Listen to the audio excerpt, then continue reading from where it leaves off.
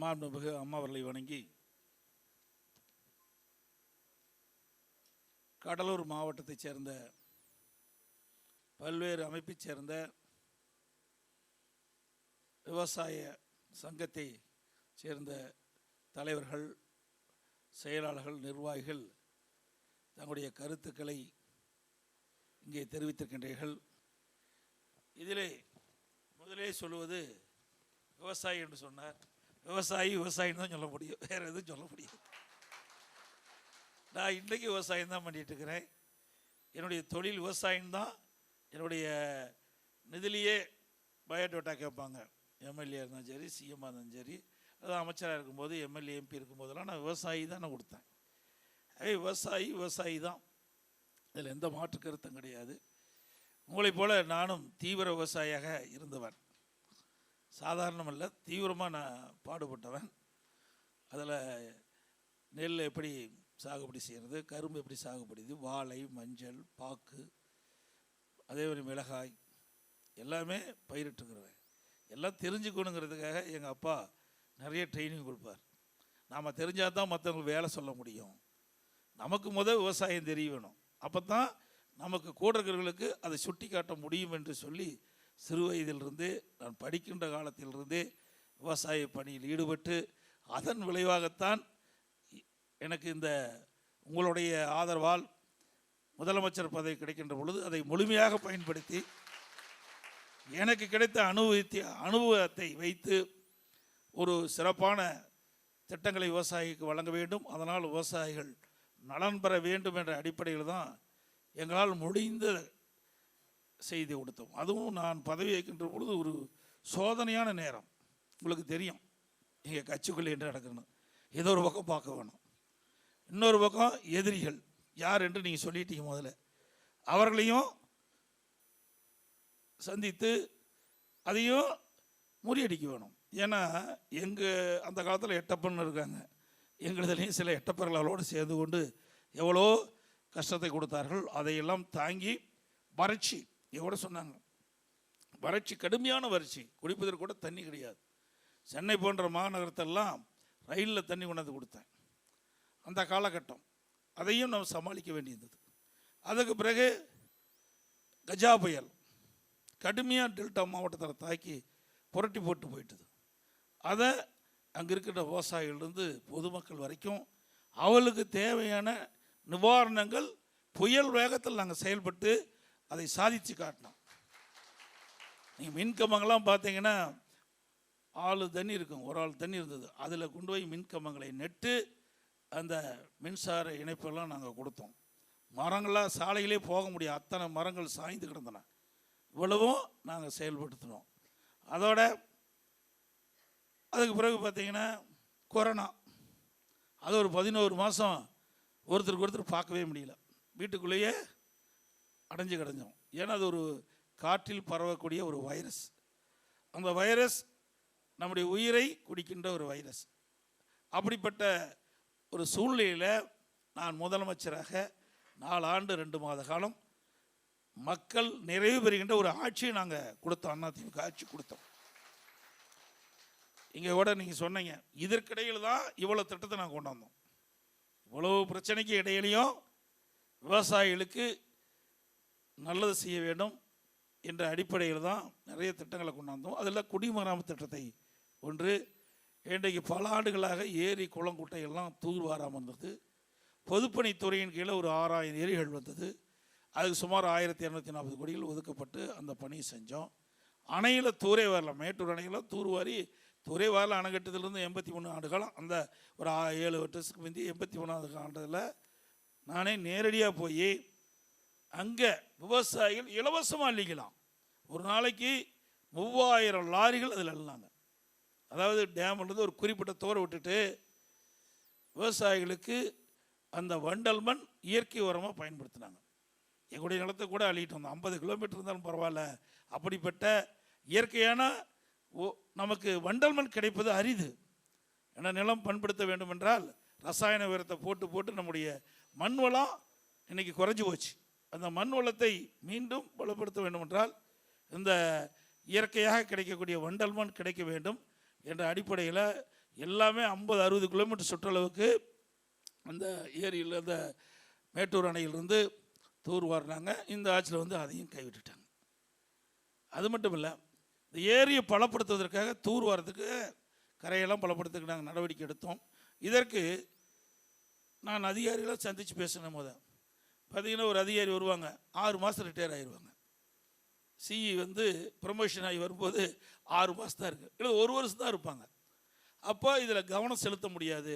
அதனால் கருதி ஓய்வு பெற்ற அர்ப்பணிப்பு உணர்வோடு பணியாற்றக்கூடிய நேர்மையான அதிகாரிகளை நாங்கள் தேர்வு செஞ்சு தலைமை பொறியாளர் அந்தஸ்தில் இருக்கிற ஓய்வு பெற்றவர்கள், கண்காணிப்பு பொறியாளராக இருக்கின்ற ஓய்வு பெற்றவர்கள், அதுக்கென்று ஒரு தனி அலுவலகத்தை கொடுத்து அவர்களுக்கு என்ன சம்பளம் வாங்கலாம் சம்பளம், வாகனத்தை கொடுத்து தமிழ்நாடு முழுவதும் நீங்கள் சுற்றுப்பயணம் செய்யுங்க.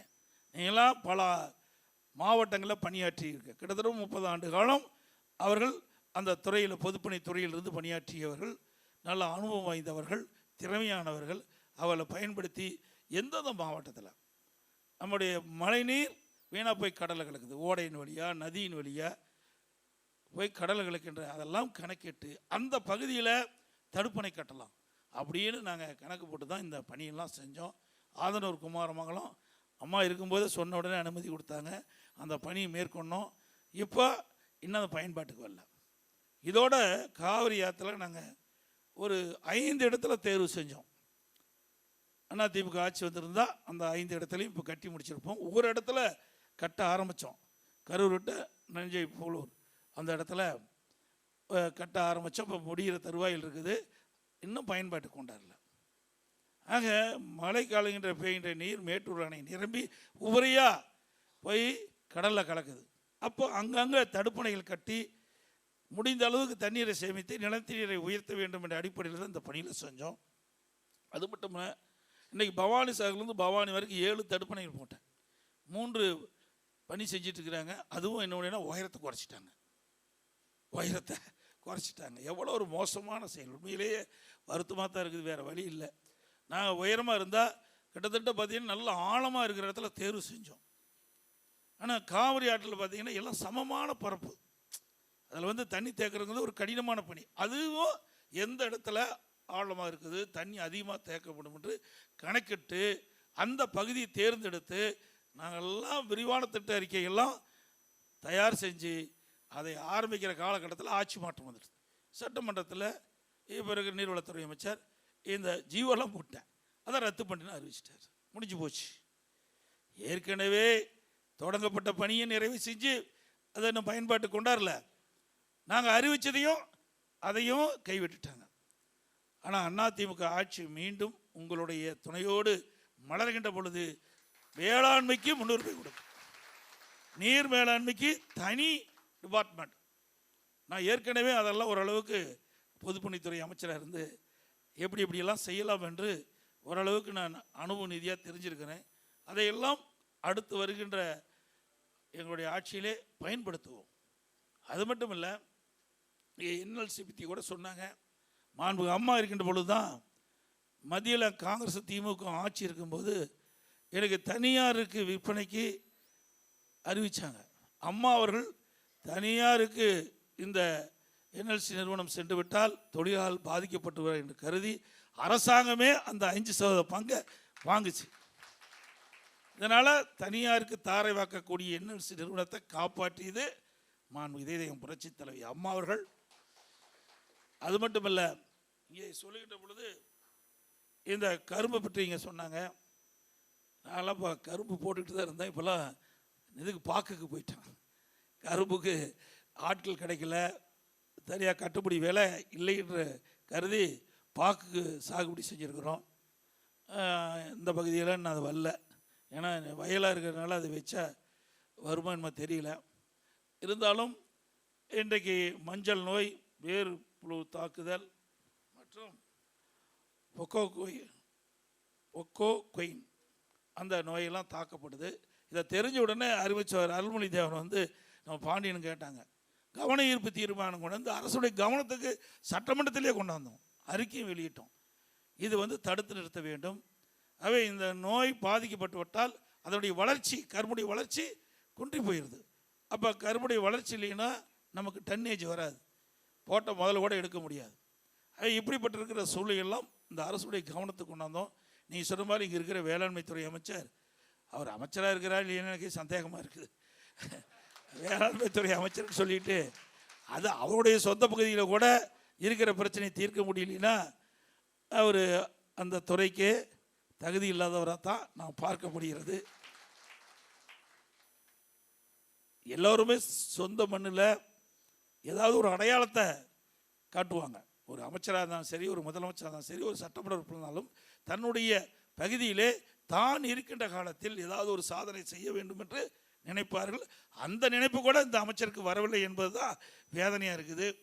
அது மட்டும் இல்லை, இங்கே சொன்னாங்க அதிமுக ஆட்சி இருக்கும்போது கொரோனா காலத்தில் 2,20,000 டன் ஒரு நாளைக்கு, அதாவது மொத்தமாக அறவை செய்யப்பட்டது. திமுக ஆட்சியில் வெறும் 55,000 டன் கரும்பு தான் ஒரு வருடத்தில் அறவை செஞ்சுருக்குன்னா அப்புறம் அந்த ஆளை எப்படி லாபத்தில் ஓடும்? இதையெல்லாம் நிறைய கவனம் செலுத்தலை. கரும்புக்கு நிறைய அபிவிருத்தி செய்ய வேண்டும் என்று நாங்கள் திட்டமிட்டு செயல்படுத்தினோம். கரும்புக்கு பருத்தி விளைச்சலும் குறைஞ்சி போச்சு, அதையும் நாங்கள் டெவலப் பண்ணோம்னு சொல்லியெல்லாம் நாங்கள் முயற்சி பண்ணோம். ஆனால் இந்த அரசாங்கம் நிறைய யுத்தியில் கையாண்டோம். இன்றைக்கு இந்த வேளாண்மை துறை ஆராய்ச்சியிலிருந்து அங்கே இருக்கிற உயர் அதிகாரிகள் அவரெல்லாம் அழைச்சி அந்த ஆராய்ச்சி நிலையத்தில் எப்படி கரும்பு பயிரிட வேண்டும், கரும்பு பயிருக்கு என்னென்ன நோய்கள் தாக்கப்படுகின்றன, இதிலிருந்து எப்படி அந்த பயிரை காப்பாற்ற வேண்டும் என்பதெல்லாம் நாங்கள் ஒரு ஆராய்ச்சியை வச்சுட்டு இருந்தோம். ஆனால் அதுக்குள்ளேயே ஆட்சி மாற்றம் ஏற்பட்டு போச்சு. நான் தான் எவ்வளோ பிரச்சனையும் சந்திச்சுட்டு இருந்தோம். என்ன பண்ணுறது? ஒரு பக்கம் கட்சி ஆட்சியை காப்பாற்ற வேண்டிய ஒரு சூழ்நிலை, ஒரு பக்கம் இயற்கை சீற்றத்தினால நமக்கு பெரிய இடையூறு. இதற்கு இடையிலையும் எங்களால் முடிந்த பணிகளை விவசாயிகளுக்கு செஞ்சோம். என்எல்சி நிறுவனத்தை பொறுத்த வரைக்கும் விவசாயியுடைய நிலத்திற்கு தேவையான இழப்பீடை வேண்டும் என்று கேட்டுக்கிறீங்க. நான் உரிய முறையிலே மத்திய மாநில அரசு இதை பரிசீலித்து உண்மையிலேயே பாதிக்கப்பட்ட விவசாயிகளுக்கு நிவாரண தொகை அதிகப்படுத்துவதற்குண்டான நடவடிக்கை மேற்கொள்ளப்படும் என்பதை தெரிவித்து, அதோட நதிநீர் நமக்கு மேட்டுள்ள திறக்கின்ற நீர் இங்கே வரைக்கும் வந்து பாயுது. அப்படி நதிநீர் வருகின்ற பொழுது அந்த நீர் மாசடையுது. அப்போ அந்த நீரை தான் நம்ம குடிக்கிறதுக்கு பயன்படுத்துகிறோம், அந்த நீரை தான் விவசாயத்துக்கு பயன்படுத்துகிறோம். ஆக அந்த மாசுபடக்கூடாது என்ற காரணத்திற்காக நான் முதலமைச்சராக இருந்த பொழுது ஒரு விரிவான திட்ட அறிக்கை தயாரிக்கப்பட்டு பாரத பிரதமர் அவரிடத்தில் வழங்கி, பாரத பிரதமர் அவர்களும் நான் சொன்னதை ஏற்றுக்கொண்டு அவர் அங்கே இருந்த ஜனாதிபதி உரையில் இடம்பெற செய்து நடந்தாய் வாழி காவிரி திட்டம் என்ற அற்புதமான திட்டத்தை மத்திய அரசு அறிவித்து நாடாளுமன்றத்தை கூட்டத்திலேயே இரு அவைகளுடைய கூட்டுக்குழு அந்த கூட்டத்தில் மேதகு ஜனாதிபதி அவர்களுடைய உரையிலே ஜனாதிபதி அறிவித்தாங்க. நானும் பேசிகிட்டே இருந்தேன். 2 வருஷத்துக்கு முந்தி பேசும்போது கூட இந்த நீர்வளத்துறை அமைச்சர் இதையெல்லாம் கேட்குறது ஜெகஜம் எங்கே கொடுக்க போகிறாங்கன்னாங்க. இந்த வருஷம் கொடுத்துட்டாங்க. 11,500 கோடி மத்திய அரசு இதற்கு சாங்ஷன் பண்ணியிருக்குது. மாநில அரசு 40%, மத்திய அரசு 60%. நான் சென்ற உடனே அவர்களை தொடர்பு கொண்டு நாங்கள் பேசணும். இது மாதிரி அறிவிக்கப்பட்டது நிலுவையில் இருக்கிறது, சட்டமன்றத்தில் கூட இப்படிப்பட்ட பதிலை திமுக அமைச்சர் சொல்கிறான்னு சொன்னோன்னே விடுவிச்சிட்டாங்க. இப்போ பார்த்தீங்கன்னா மேட்டூர்லேருந்து இருக்கிற நகரம் மேட்டூர் நகரம், அதுக்கு பிறகு பவானி, குமராபாளையம், ஈரோடு, பள்ளிப்பாளையம், இப்படியே திருச்சி இப்படி வரும்போது நிறைய நகரத்திலிருந்து வெளியேறுகின்ற அந்த கழிவு நீர் அங்கே ஒரு பேபி கனால் அதில் சைடில் போட்டு செம்பு கட்டி சுத்தப்படுத்தி ஆற்றுல விடுறது.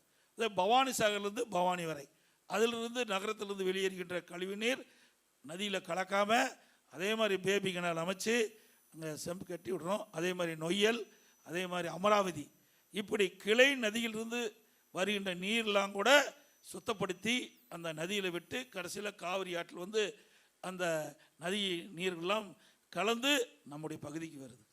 ஆகவே பயிர்களும் செழித்து வர வேண்டும். அதே மாதிரி நாம் குடிக்கின்ற நீரும் சுகாதாரமான நீர் இருக்க வேண்டும், சுத்தமான நீராக இருக்க வேண்டும் என்ற அடிப்படையில் இப்போ இந்த திட்டத்திற்கு முதற்கட்டமாக 990 கோடி இப்போ பட்ஜெட்டில் நீர்வளத்துறையில் அறிவிச்சிட்டாங்க. ஆக இதையெல்லாம் நாங்கள் செய்த சாதனை. அது மட்டும் இல்லை, இன்றைக்கு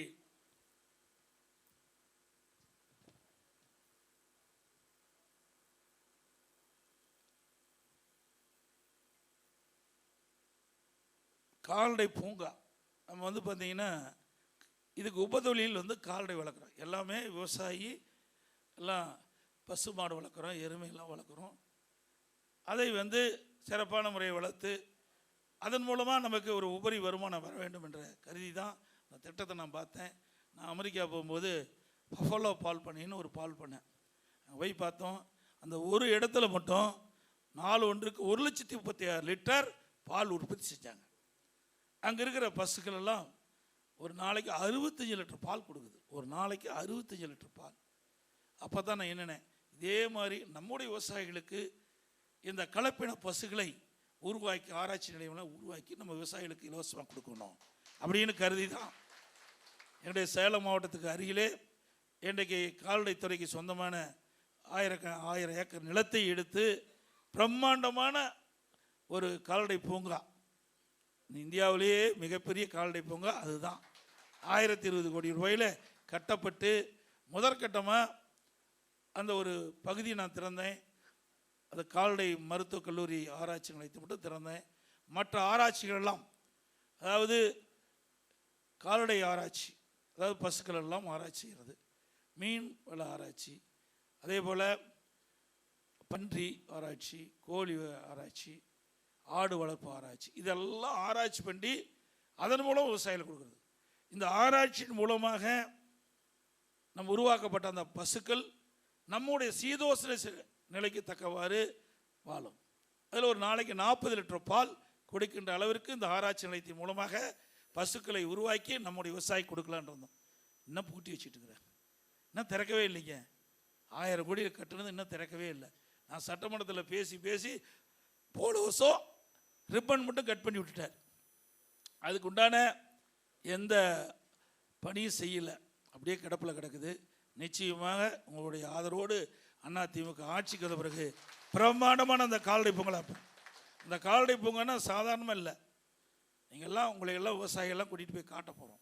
ஒவ்வொரு மாவட்டத்தில் இருக்கின்ற விவசாயிகளையும் அங்கே அழைத்திட்டு போய் 100 விவசாயிகளை அழைத்து கொண்டு போய் ₹1 செலவு இல்லாமல் அதுக்கு பஸ்ஸு அழைச்சிட்டு போய் அங்கே தங்குறதுக்கு இடம், அங்கே பெரிய ஆடிட்டோரியம், அங்கே அந்த பசுக்கள்லாம் எப்படி வளர்க்குறது, ஆடுகளை எப்படி வளர்ப்பது, மீன் எழுப்புவது, கோழி எப்படி வளர்ப்பது, பன்றி எப்படி வளர்ப்பது, இதையெல்லாம் அந்த படமாக திரையிட்டு அதுக்கு என்னென்ன நோய் தாக்குது, பசுக்கு என்னென்ன நோய் வருது, அதோடைய அறிகுறி, அதுக்கு என்ன ட்ரீட்மெண்ட் கொடுக்கறது, இதையெல்லாம் தத்துரூபமாக படத்தின் வாயிலாக விவசாயிகளுக்கு கொடுத்து அனுபவ நீதியாக நாங்கள் செயல்படுத்தலாம் என்று திட்டமிட்டு எல்லாமே செஞ்சு வச்சுருந்தோம். எல்லாம் பூட்டி கிடக்குது.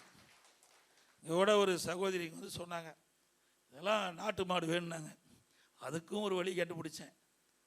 நம்ம விவசாயி என்ன கன்று இன்றைக்கு நாட்டு மாடு வளர்த்துற, நாட்டு மாட்டில் நமக்கு கிடையறிக்கண்ணு வேணா கிடையறிக்கண்ணு, காலக்கண்ணு வேணா காலக்கண்ணு, சிந்து மாட்டில் என்ன கண்ணு கிடையறிக்கண்ணு வேணா கிடையறிக்கண்ணு, அதுக்கும் சுமார் 50 கோடி ரூபாய் ஒதுக்கி ஊட்டியில் அந்த பணி துவங்கி அதையும் பிரேக் பண்ணிட்டாங்க, பாதியில் நிற்கிது.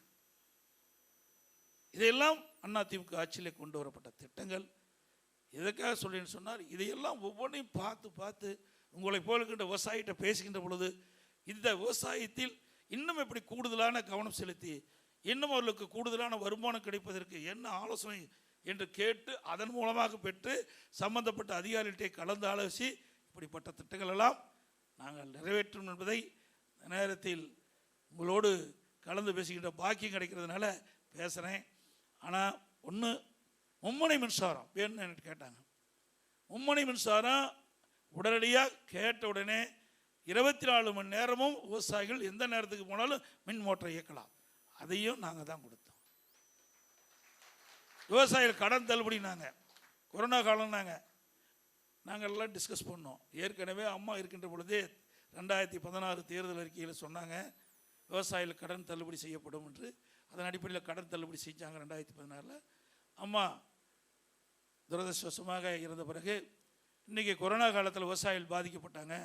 அந்த வேளாண் வங்கி வேளாண் கூட்டுறவு சங்கத்தில் வாங்கிய அந்த பயிர்க்கடன் தள்ளுபடி செய்ய வேண்டும் என்று கோரிக்கை வச்சாங்க. 12,110 கோடி கடனை நாங்கள் தள்ளுபடி செஞ்சோம். 12,110 கோடி செஞ்சோம். இதையெல்லாம் நம்முடைய விவசாயியுடைய நலன் கருதி எடுக்கப்பட்ட நடவடிக்கைகள். இன்னும் நிறையா நீங்கள் பார்த்தீங்கன்னா என்னுடைய கிருஷ்ணகிரி மாவட்டம், தருமபுரி, சேலம் மாவட்டத்திலாம் பூக்கள் அதிகமாக விளைஞ்சது.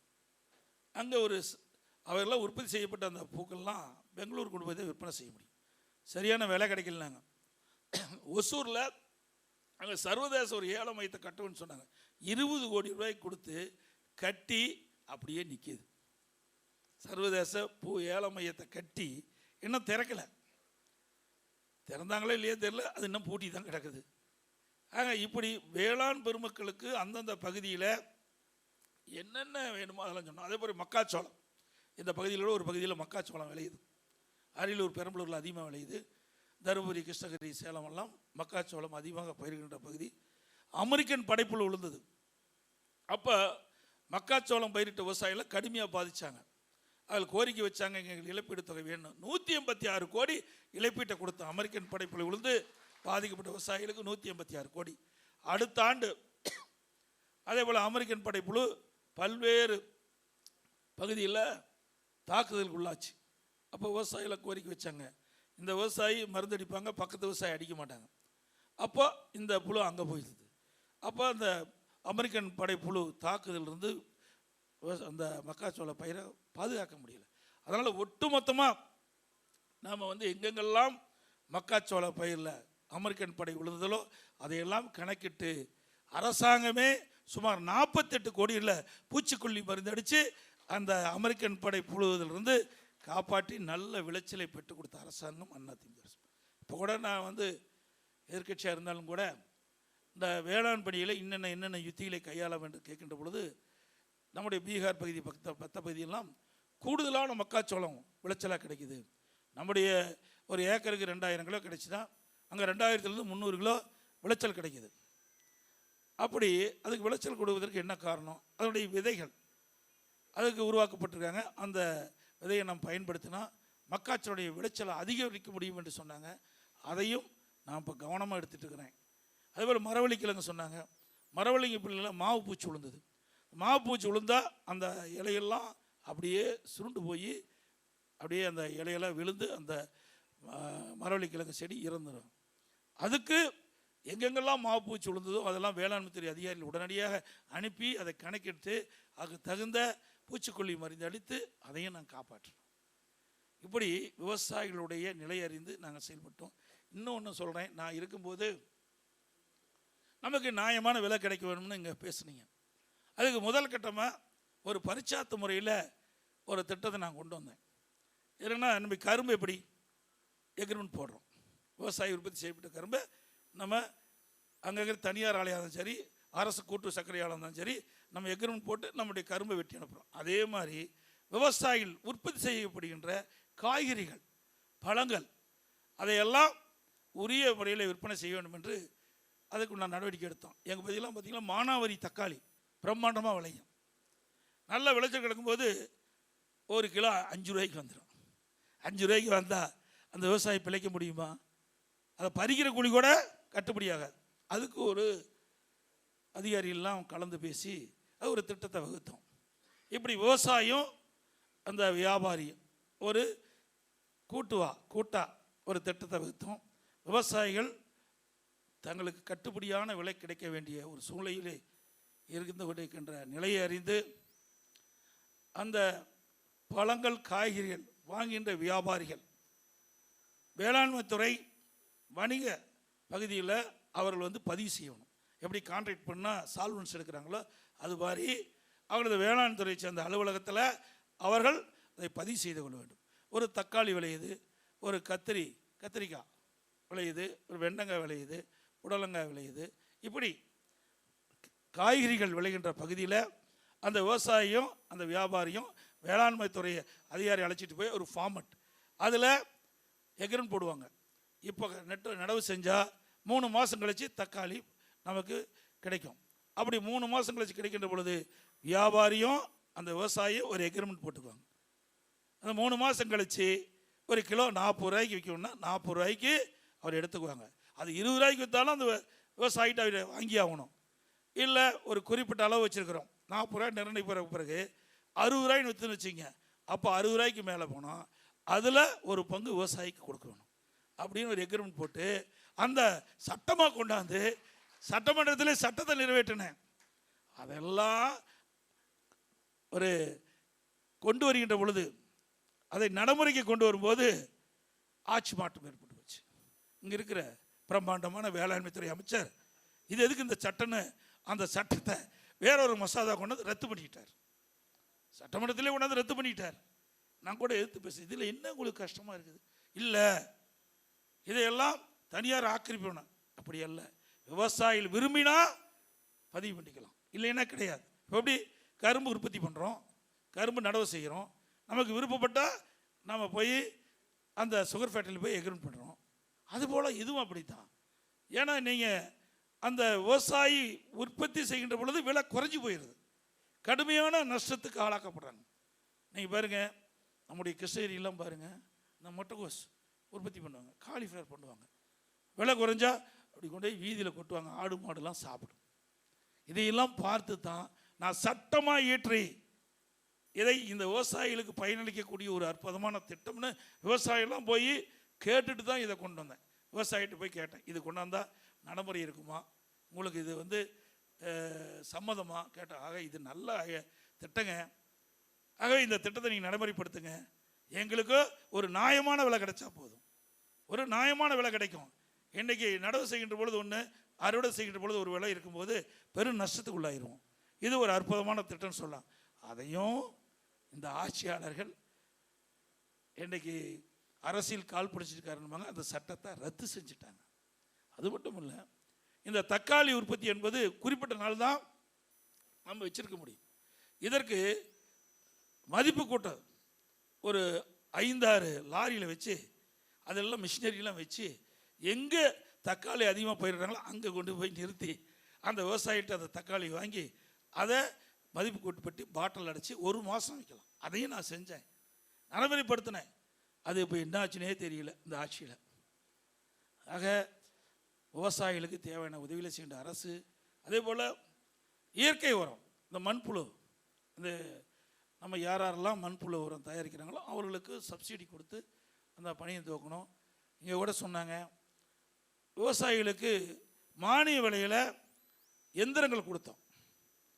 அதிமுக ஆட்சி பார்த்தீங்கன்னா எல்லாம் ஆன்லைனில் போட்டிங்களா, அவர்களுக்கு நியாயமான முறையில், நேர்மையான முறையில், உண்மையான விவசாயிகளுக்கு அந்த டிராக்டர் போய் கிடைச்சது. ஏன்னா டிராக்டர்னா 10 லட்ச ரூபாய்னா 5 லட்ச ரூபா மானியம். அதுவும் பெண்கள் ஏதாவது நிலம் இருந்து அவர்கள் விவசாயத்தில் மேற்கொண்டிருந்தால் அவர்களுக்கு 50% மானியம். அதே மாதிரி ஆண்கள் நிலம் இருந்து அவர்கள் டிராக்டர் வேண்டும் விண்ணப்பிச்சால் 40% மானியம் கொடுத்தோம். இந்த ஆட்சி வந்த பிறகு அந்த ஆன்லைன் திட்டத்தை எடுத்துவிட்டு தங்களுக்கு யார் வேண்டப்பட்டவர்களோ அவர்களுக்கு முறைகேடாக இந்த எந்திரத்துங்களாம் விற்பனை செய்யப்பட்டதாக இங்கே கூட சொன்னீங்க. எங்களுடைய சட்டமன்ற உறுப்பினர்கள் கூட சொல்லியிருக்கிறாங்க.